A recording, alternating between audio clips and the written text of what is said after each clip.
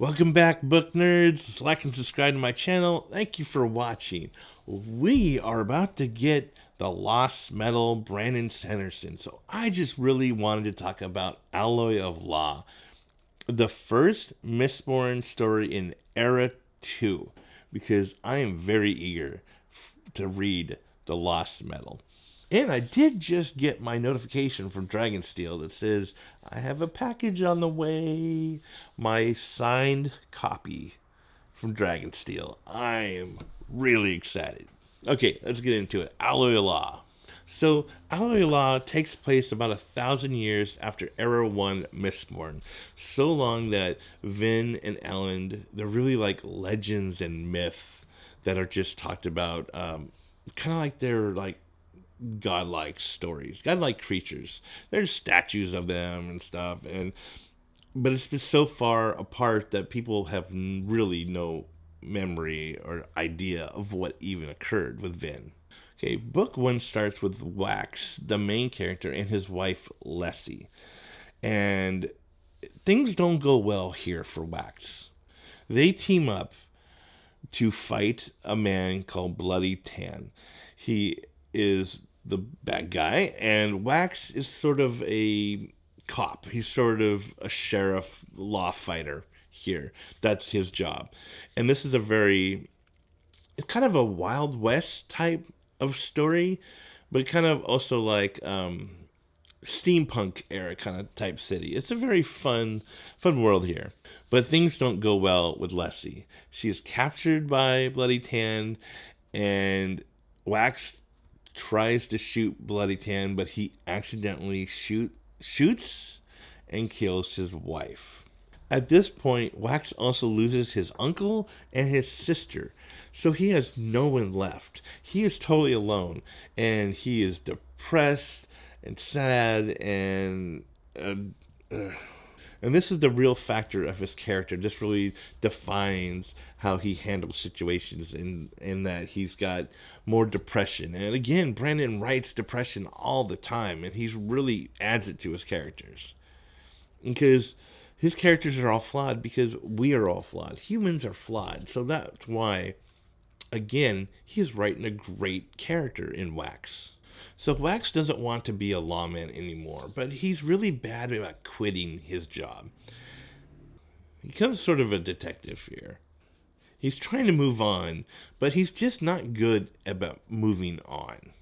He also has a standing in society with his house, because his house is upper class, but his uncle just like sucks the estate dry, so he has no money. So he's forced to do an arranged marriage so that he could survive. So he marries this character named Steris. And she's not your typical arranged marriage woman. She's fantastic. She's tough. She wants to be at his side through everything. And their little story is really engaging and is fun. I will get more to their story at the end. But she is one of my favorite characters in this book. Okay, now we meet Wayne. Wayne is Wax's best friend, and Wayne has a history. Wayne accidentally killed someone in the streets. He killed a father with 3 children, and he cannot forgive himself for this. It was an accident, and now 3 children have no father. And he reaches out to the kids multiple times, giving them money, but they hate him, and he thinks he deserves the hate. He thinks that he's a crappy person, and he really has PTSD from this whole situation. So he has his own like mental issues that he's dealing with in this. But at the same time, Wayne is probably the funniest person in the book. He brings so many great lines to the story, and really makes the story worth reading, because he brings a lot of humor to the story. But the humor is how he covers up for his pain. And Wayne looks at Wax as sort of his therapy. He feels that he needs to be there for him because of how many people he has let down. Okay, so I want to talk about the magic system for a quick second. So the Mistborn magic system is still very much in play here. Wax is an allomancer, so he uses the Mr. Magic system. But Wayne has a different magic system, and it's really unique. He uses time bubbles, and I love that part of the magic system. That is a whole new thing. And it's so cool the way Brandon wrote this all new magic system to go into the world of Mistborn. So, like I said, Wax doesn't really stop being a lawman. He becomes a detective. And he becomes a detective for a very good reason, because Allomancers are being kidnapped. They are being kidnapped by a group that calls themselves the Vanishers. They want to breed the Allomancers, which is a little creepy. Now, one of the members of the group ends up being Wax's uncle. The uncle that died. So, didn't really died and drained all his money for his own purposes, clearly. So they attempt to kidnap Steris, but they actually end up kidnapping Steris' sister, who has the same magic system as Wayne. Her name is Maressi, and she is great. She is as great as her sister. She is very important to the entire plot of this story. Her power is funny because she's been told her whole life that the power that she has is absolutely worthless. That she can only slow down time almost to the point of stopping it. And she's always been told, like, what good is that? Like what are you gonna do with that? It's really ridiculous. But she comes into play in a big way at the end of this book.